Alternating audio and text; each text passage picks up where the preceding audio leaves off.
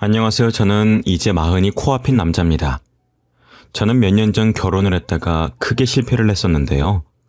그때는 저를 속인 사람들이 너무 밉고 거기에 속아 넘어간 제 자신이 너무 한심스러웠습니다. 하지만 이제 시간이 지나고 생각을 해보니까 제 탓을 할 게 하나도 없더라고요. 괜히 그런 사람들 때문에 한동안 사람들도 못 믿고 혼자 자책을 하고 있던 그 시간들이 너무 아깝다는 생각에 여러분들은 저처럼 자책하느라 그동안의 시간을 헛되이 보내지 마시라고 사연을 써봅니다. 저는 5년 전 노총각이라는 타이틀을 달고서 여기저기 맞선을 보러 다녔어요. 다행히 돈을 꽤나 잘 버는 편이라 결혼업체에 가면 높은 등급을 받을 수가 있었습니다. 하지만 아무리 돈이 많다고 해도 마흔이 가까워질수록 좋은 인연을 찾기란 하늘의 별 따기였어요. 그렇게 맞선만 보기를 수십 차례였습니다. 처음 아내를 만난 것도 맞선 장소였어요. 하지만 특이한 점은 아내가 맞선 상대는 아니었다는 거였죠. 이상하게 저와 매칭되시는 분들은 저와 취미가 맞지 않거나 외모가 제 스타일이 아니었어요. 외모가 제 스타일이셔서 이야기를 하다 보면 서로 관심사가 공통된 부분이 없으니 대화가 몇 번 이어지지도 않았고, 외모가 제 스타일이 아니면 저도 딱히 잘해보고 싶다는 생각이 안 들더라고요. 그런데 그날은 유독 그분이랑 대화 코드도 안 맞고 모든 게 마음에 들지 않았었습니다. 이야기를 하는데 자기가 관심 없는 이야기라며 제 말을 툭툭 끊어버리고, 심지어 대놓고 얼마나 버시냐면서 물어보셨었죠.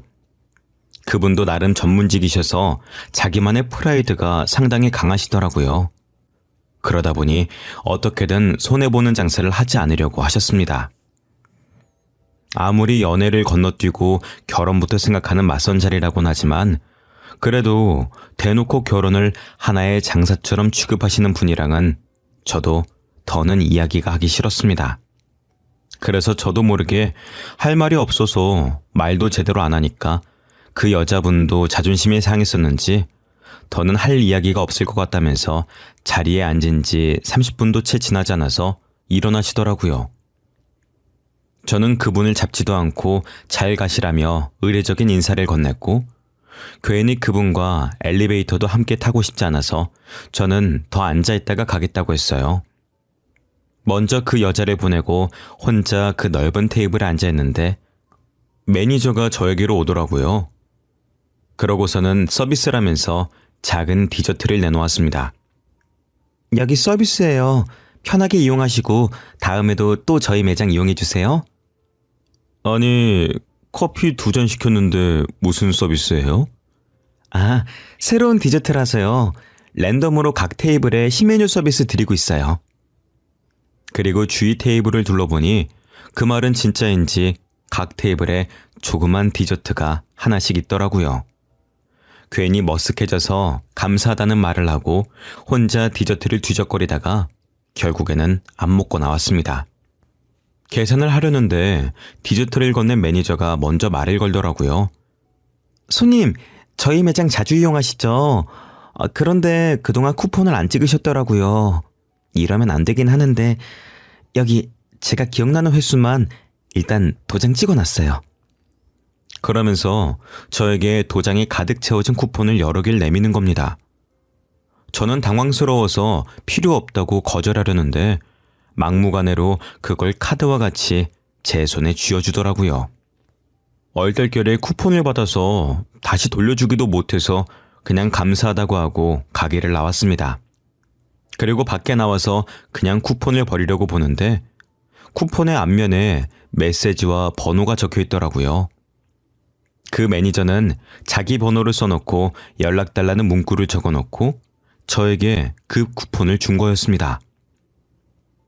처음엔 어처구니가 없어서 그냥 버려버릴까 했었는데 아무래도 남의 번호가 적힌 걸 그냥 아무데나 버리긴 꺼려져서 집에 가서 버려야겠다는 생각으로 일단은 집으로 돌아왔습니다.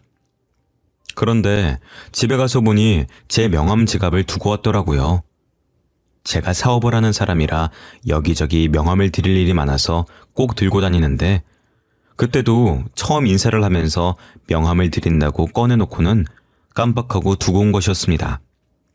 제 명함이야 다시 파면 되지만 몇몇 거래를 안 한 거래처 명함들도 있어서 꼭 찾아야 했습니다. 그래서 급하게 가게로 전화를 걸어보니 바쁜지 몇 번을 걸어도 전화를 안 받더라고요. 그래서 다급한 마음에 저에게 번호를 준 직원에게 전화를 걸었고 그 매니저는 그 사이에 퇴근이라도 했는지 제 전화를 금방 받았습니다. 여보세요? 아까 가게 직원분 맞으시죠? 아, 안녕하세요. 이렇게 빨리 전화 주실 줄은 몰랐는데. 다른 게 아니라요.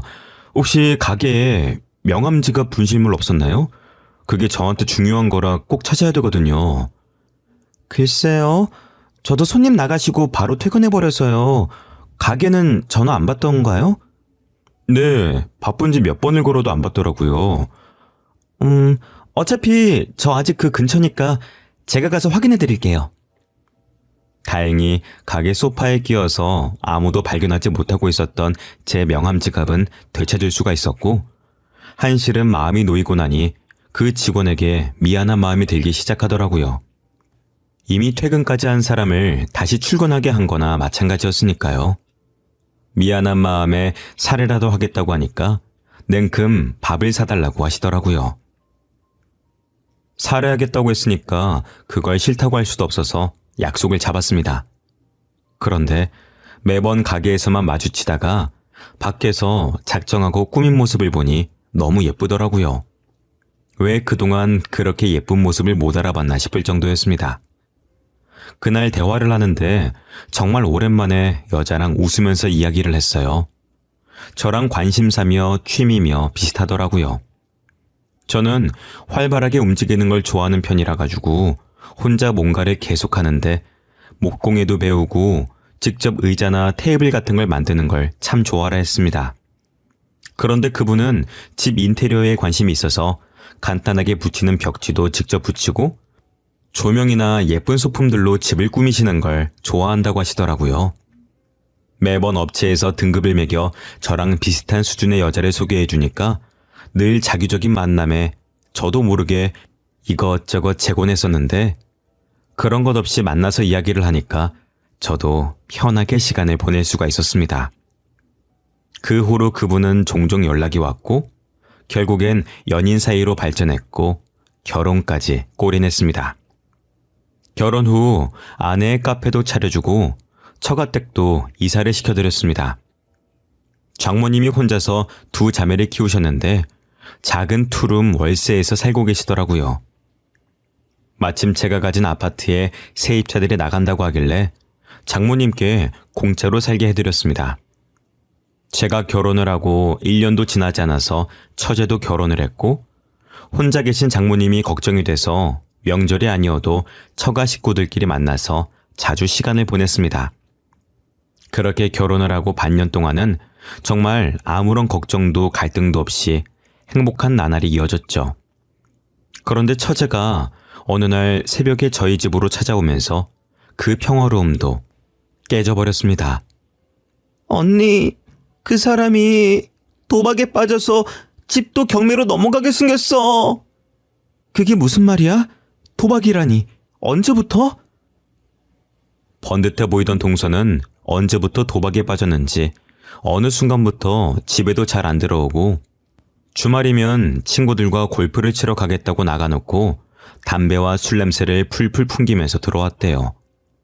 원래 동서는 술도 잘 안 마시고 담배도 안 피우던 사람이라 처제도 이상하다고 생각을 해서 추궁을 해봤는데 끝까지 아무런 일도 아니라고 했었다는 겁니다.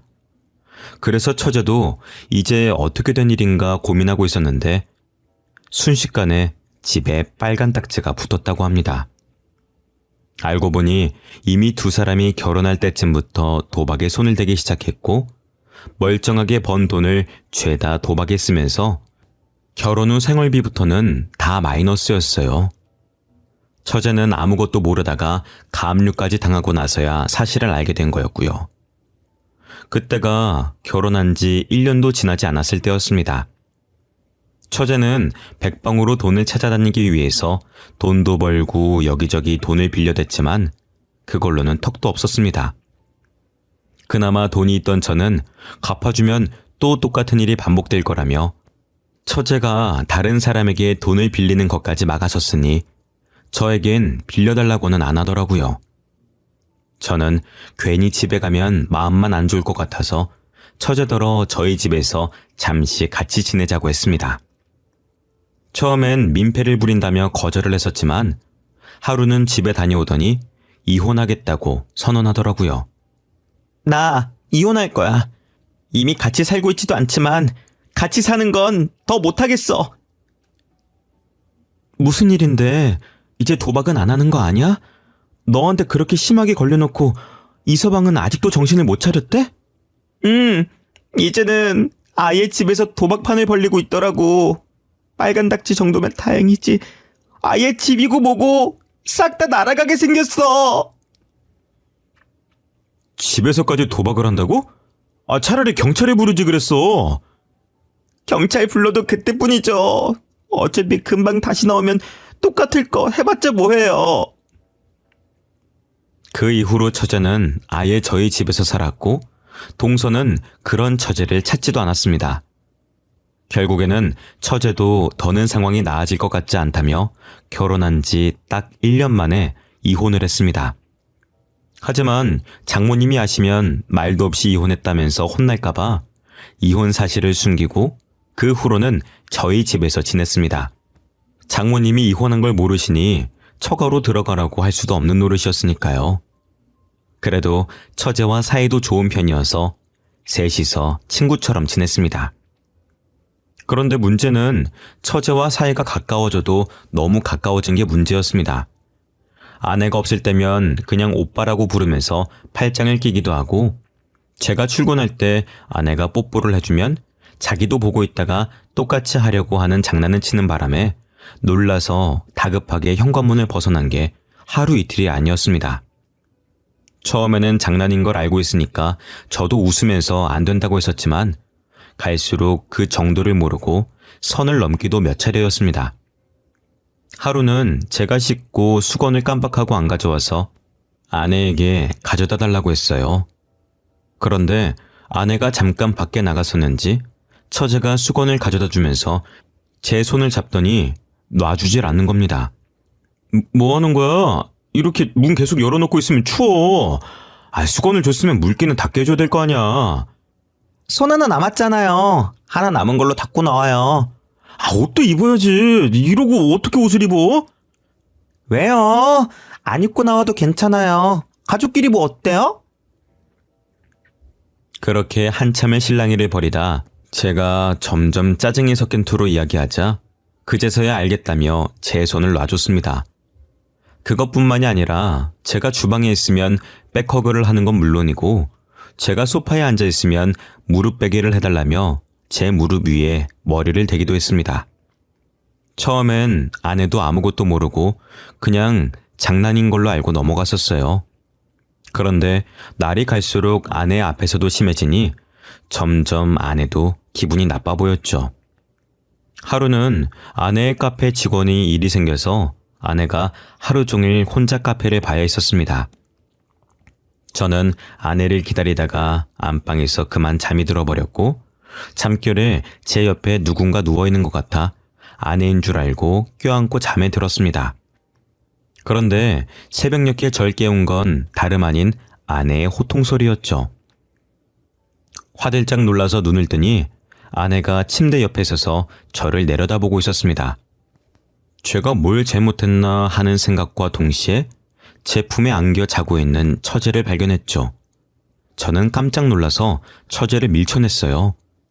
제가 밀어내니 처제도 그제서야 잠에서 깨더라고요. 언니, 아직 해도 안 떴는데 왜 소리를 질러? 여보, 이거 오해인 거 알지? 처제가 왜 우리 안방에 들어와 있는지 모르겠는데 진짜로 아무 일 없었어.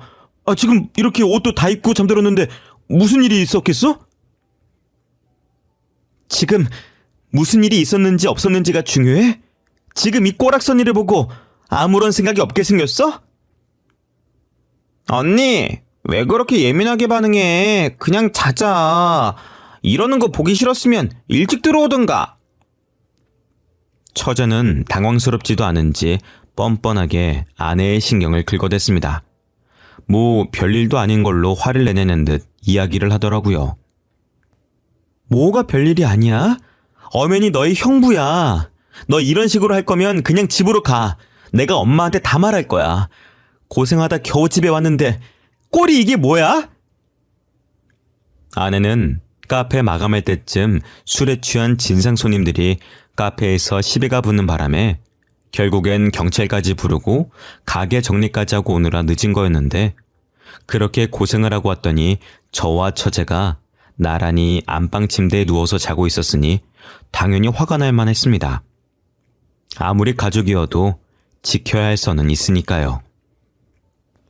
처제는 처제방 따로 줬잖아. 그런데 왜 여기까지 와서 잔 거야? 내 방 매트리스는 싸구려란 말이야. 여기 침대가 훨씬 푹신하고 넓잖아. 언니도 없는데 내가 누워있을 수도 있지. 내가 객식구라고 차별하는 거야? 이건 차별하고 말고의 문제가 아니잖아. 애초에 내가 누워서 자고 있는데 처제가 왜 여기로 올라와서 자? 아무리 가족 같은 사이여도 그러는 건 아니지. 됐어. 당신은 상종도 하지 마. 너 그냥 나가. 이제 더는 못 봐주겠다. 그동안 선 넘는 거 참아줬더니 어디까지 기어올라? 넌 언니가 우습니? 만만해? 아내는 그동안 화가 많이 쌓였는지 엄청 화를 냈습니다. 아내와 만난 이후로 그렇게까지 화를 내는 모습은 그날 처음 봤죠. 그런데 그것도 잠시, 처제의 폭탄 발언에 순식간에 방은 싸늘해졌습니다. 왜? 언니도 내 남편이랑 이랬잖아. 아니야? 무슨 소리를 하는 거야? 아직 잠이 덜 깼어? 알고 보니 처제가 결혼을 하기 전부터 아내는 동서와 바람을 피우고 있었습니다. 아내는 저와 결혼한 후 제 돈으로 도박을 했었는데, 그 도박판에서 만난 게 처제의 남편이었죠. 그렇게 만난 두 사람은 몰래 바람을 피우면서 저와 처제 몰래 스릴을 즐겼고, 결국엔 처제가 두 사람의 불륜 현장을 잡아내고야 말았던 겁니다. 처제는 배신감에 언니도 남편도 너무 싫었지만, 그래도 가족을 끊을 순 없는 인연이니 남편과 이혼만 하고 언니가 그 불륜 상대라는 걸 알고 있다는 걸 알리지 않고 있었습니다. 괜히 가족과 사이가 멀어질까봐 배려한 거였는데, 자기는 아예 바람을 피웠으면서 자기가 당하니 기분 나빠하는 꼬락서니가 처제는 어이가 없었던 거였죠. 대놓고 복수하진 못하고 그냥 신경만 조금 긁으려는 것뿐이었는데, 그런 엄청난 사실을 알고 있으면서 어떻게 아무렇지 않게 있을 수가 있겠어요. 결국엔 처제도 얼마 참지 못하고 알고 있던 사실들을 내뱉어버린 거였습니다. 그동안 내 전남편 만나고 다녔던 거 다 알아. 그 사람 입으로 직접 들었으니까. 내가 이혼하고도 만나나 싶어서 사람 붙였더니 아직도 만나고 다니더라? 뭐라고? 네가 그걸 어떻게 알아? 그리고 언니, 애초에 형부 사랑해서 한 결혼도 아니었잖아. 그런데 뭘 그렇게까지 질투를 해? 형부가 언니한테 돈만 주면 만사 오케이 아니야? 뭐라고? 네가 어떻게 그걸... 엄마가 언니를 얼마나 끔찍하게 아끼는지 뻔히 아는데 처음 보는 형부는 두 손 들고 환영했으니까 이미 검증도 다 됐다는 거 아니겠어? 엄마가 언제 그렇게 네 형부를 두 손 들고 환영했다고 그래? 두 사람 이야기하는 거 다 들었어. 엄마 회사에서 형부 정보 빼돌려서 언니한테 준 거잖아. 내가 아무것도 모를 줄 알았어? 둘 다 제정신 아니야. 형부 가지고 논 거잖아. 사실 장모님은 제가 가입한 결혼업체에 커플 매니저로 일하셨었는데, 제 가입 정보에 적힌 연봉을 보고 자기 딸이랑 연결시키려고 수를 쓴 거였습니다. 그래서 유난히 저랑 안 맞는 여성분을 골라서 제 맞선에 내보내고, 장소는 자기 딸이 일하는 호텔 카페로 잡은 거였죠. 호시탐탐 아내는 저를 꼬실 기회를 노리고 있었고, 꼼짝없이 거기에 걸려든 거였습니다. 모든 사실을 들었는데도 사실 믿기지가 않았어요. 아무리 사람마다 결혼하는데 중점을 두는 곳이 다르다고 하더라도 마냥 돈만 보고 이렇게 계획적으로 접근해서 결혼까지 하는 게 흔한 일인가요? 업체에 소송을 하려고 해도 이미 장모님은 저와 아내가 결혼도 하기 전에 그만두셨고 회사 입장에서는 딱히 할 수 있는 조치도 없을 테니 답답할 노릇이었죠. 솔직히 언니, 도박할 돈 때문에 형부랑 결혼한 거면서 뭘 그렇게 화를 내? 왜? 언니가 남의 가정 깨뜨릴 땐 괜찮고 남이 언니 가정 부수는 건 싫어? 대체 내가 언제 바람을 피우고 언제 도박을 했다는 거야? 증거 있어? 당연히 있지. 언니, 요즘에도 내 전남편 만나서 같이 도박하러 다니더라. 뭐 같이 사기라도 치려고 다니는 거야? 그렇게 해서 좀 벌긴 했고? 잠깐만. 도박이라니 그건 또 무슨 소리야? 그러면서 처제는 당당하게 일주일 전에 찍힌 영상을 보여줬습니다. 누가 봐도 제 아내와 동서였고 두 사람은 다정하게 팔짱도 끼고 심지어 길거리에서 껴안고 난리를 부렸더라고요. 당신 이거 뭐야? 이 영상 사실이야? 저렇게 당당하게 불륜을 저지르는데 저만 모르고 있었던 것도 어이가 없었죠. 처제 이야기를 들어보니 처음엔 동서도 그렇게까지 도박 중독은 아니었다고 합니다. 결혼할 때까진 그냥 가끔 친구들과 한 게임 하는 수준이었으니까요. 그런데 결혼을 하고 나서 본격적으로 아내가 동서를 데리고 도박을 알려줬습니다. 두 사람이 눈이 맞아서 바람을 피우며 아내는 도박을 하러 동서와 함께 다녔고, 그러니 동서도 결혼 후 벌어오는 돈을 족족 도박에 쏟아붓고, 생활비는 마이너스의 대출도 정도를 넘어서서 이자조차 제대로 못 낼 정도였던 겁니다. 아내는 제가 주는 돈이 한계가 있으니 매번 조금씩 동서에게 빌렸었고, 동서도 돈이 급해지니 아내에게 빌린 돈을 갚으라고 했었지만 아내는 돈이 없다면서 배째라는 식으로 돈도 안 갚은 거였습니다.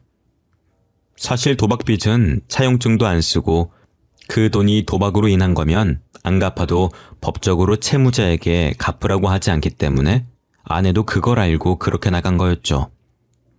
동서는 뭣도 모르고 자기 혼자서만 뒤집어 쓰게 생겼으니 화가 난 겁니다.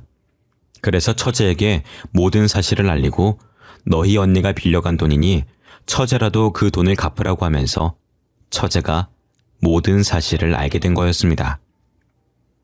동서도 멍청하게 그 도박을 제 아내 때문에 빠졌다고 하면 언제부터 둘이 그렇게 가까웠냐부터 분명히 다른 의심들도 따라올 수밖에 없는데 그걸 자기 입으로 말해서 결국엔 두 사람이 바람을 피웠다는 사실도 다 드러나 버렸던 겁니다.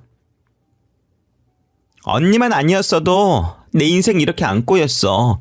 전 남편도 언니만 아니면 도박에 그렇게 빠지지도 않았을 거고 내 결혼 생활도 멀쩡했을 거야. 그게 왜 다 내 탓이야? 네가 남자를 잘못 고른 탓이잖아. 억울하면 너도 바람이라도 피우지 그랬어? 아, 그래서 지금 너희 형부한테 이러는 거야? 그래, 일부러 그랬어. 지금까지 언니는 내 모든 걸 뺏어갔잖아. 엄마 사랑도 남편도 내 가정도. 그래도 언니니까 참아보려고 했어. 근데 왜 난 언니 거에 손도 못 대? 다 네가 못나서 그런 거지. 왜 내 탓을 해? 당신, 내가 알던 사람 맞아?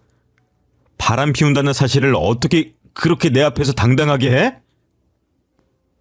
당신한테 미안하게 됐어. 근데 내가 당신의 빚더미에 앉힌 것도 아니고 그렇다고 우리가 그렇게 사랑으로만 결혼한 사이도 아닌데 그렇게까지 미안해야 할 일이야 이게?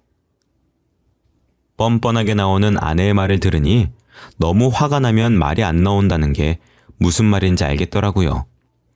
사랑만으로 한 결혼은 아니지만 그렇다고 사랑하지 않는 것도 아니었고 부부간에 최소한 바람을 피우던 사실이 걸렸으면 부끄러움이라도 느껴야 하는 게 정상이잖아요. 그래, 그러면은 당신이 그동안 도박할 때 쓴 돈, 그 돈 내 돈 내놓고 이혼해. 내가 돈이 어딨다고 그 돈을 줘. 난 돈 없어. 그래, 그러면은 일단 당신 카페부터 도로 내놔. 그리고 장모님이 사시던 집 거기도 나가셔야지. 이제 사위 집이 아닌데 공짜로 살게 해드릴 순 없지. 어차피 거기 4명이잖아. 이미 내 건데 내가 왜 그걸 도로 줘야 되는데? 엄마 집도 어차피 전세 계약했잖아. 계약서가 있는데 그게 마음대로 돼? 아내는 뭐가 그리 자신만만한지 당당하게 나오더라고요. 장모님이 저희 집에 들어오시면서 원래 가지고 계시던 전세금을 빼서 계약금으로 거셨었거든요. 그걸 믿고 아내도 당당하게 나오는 거였죠. 그 이후로 여러 방법을 알아봤지만 그냥 전세 기간이 끝날 때까지 기다리는 게 가장 깔끔한 방법이더라고요. 중간에 제가 내쫓아낼 방법도 없었고요. 결국 찜찜한 채로 손해를 보고 있어야 된다는 거였죠. 일단 이혼이라도 하자는 생각으로 서류를 접수했었는데 처제가 찾아왔습니다. 형부, 이혼하지 말고 위자료 소송을 해요. 위자료는 무슨 위자료요? 상간남 위자료 소송이요. 두 사람 뻔뻔하게 아직까지 만나고 있어요. 몰랐죠? 처제의 이야기를 들어보니 상간남 위자료 소송을 몇 번이고 할 수 있더라고요. 위자료를 내고도 계속 만나면 또 소송해서 또다시 받아내면 되니 그렇게라도 자기 복수를 대신해달라고 하더라고요. 처제의 이야기를 들어보니 처제가 왜 그렇게까지 복수를 하고 싶어 하는지도 알 것 같았습니다. 장모님은 어렸을 적부터 예쁘장한 언니한테만 투자하면서 좋은데 시집 보낼 거라며 처제한테는 신경도 안 쓰고 필요한 돈도 잘 안 줬다고 하더라고요. 아무래도 커플 매니저를 하시다 보니 좋은데 시집 보내시려고 이것저것 하신 것 같았습니다. 그런데 장모님이 아내만 예뻐하니 아내도 대놓고 처제를 무시했었고 처제는 그래도 가족이라는 생각에 꾹 참아왔었다고 해요. 그런데 결국엔 이 일이 터지고 나서도 장모님은 일을 왜 이렇게 크게 키우냐면서 처제에게 언니 결혼 생활까지 망치니 속 시원하냐면서 오히려 처제를 혼냈다는 겁니다. 그 이야기를 듣는데 어떻게 제정신이 아닌 사람들 속에서 버틴 건지 대단해 보일 정도였어요. 그래도 덕분에 아내와 이혼하지 않고 몇 번에 걸쳐서 상간남 소송을 걸었습니다. 그동안 개인회생 신청도 해서 빚도 많이 청산됐더라고요. 그래서 숨 쉴 틈 없이 위자료를 받아냈습니다. 학습 효과도 없는지 아니면 다시는 안 걸릴 거라고 생각하는지 몇 번을 소송을 해도 꼭 몰래 만나다가 다시 걸리더라고요. 동서도 참 그동안 그 여자한테 뜯긴 돈이 얼만데 아직도 만나고 있는 걸 보니 끼리끼리 잘 만났다 싶었습니다. 그렇게 몇 번에 걸쳐서 위자료를 뜯어내고 전세계약 기간의 만료가 다가오자 저도 이혼을 준비했습니다. 문제는 아내 명의의 상가가 문제였었죠. 다행히 건물 계약을 할 때 제 통장에서 이체를 했었고 그걸 증거로 상가가 제 돈이라는 걸 증명했습니다. 거기다 아내가 그동안 불륜을 저지른 것부터 도박을 했던 것까지 하나하나 따지고 보니 재산 분할은커녕 아내도 저에게 위자료를 줘야 되더라고요. 결국엔 아내는 저에게 있는 돈을 탈탈 털어서 위자료를 줘야 됐고 순식간에 아무것도 없이 길바닥에 나 앉아야만 했습니다.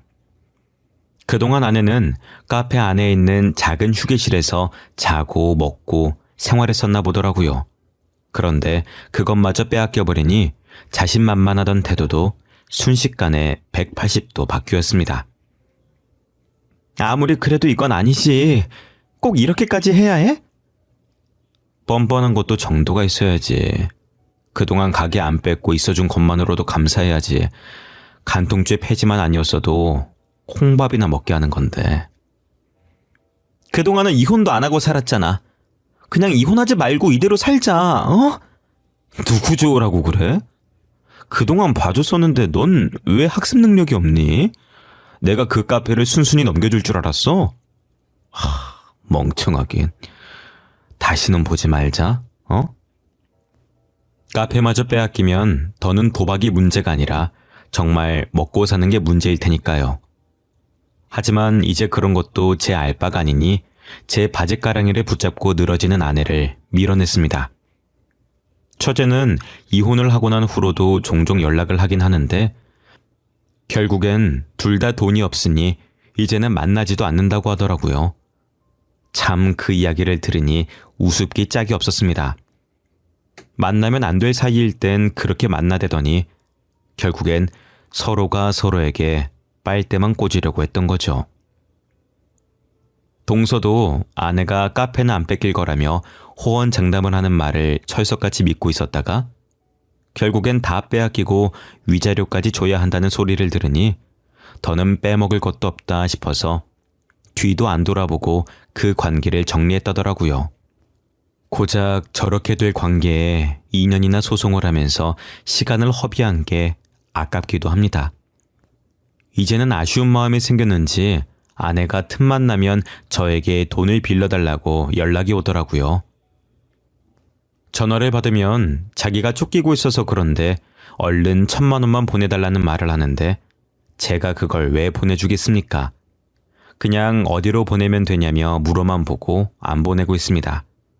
분명 도박하다 진 빚일 텐데 그걸 또 뻔뻔하게 저한테 연락하는 꼴도 우습습니다.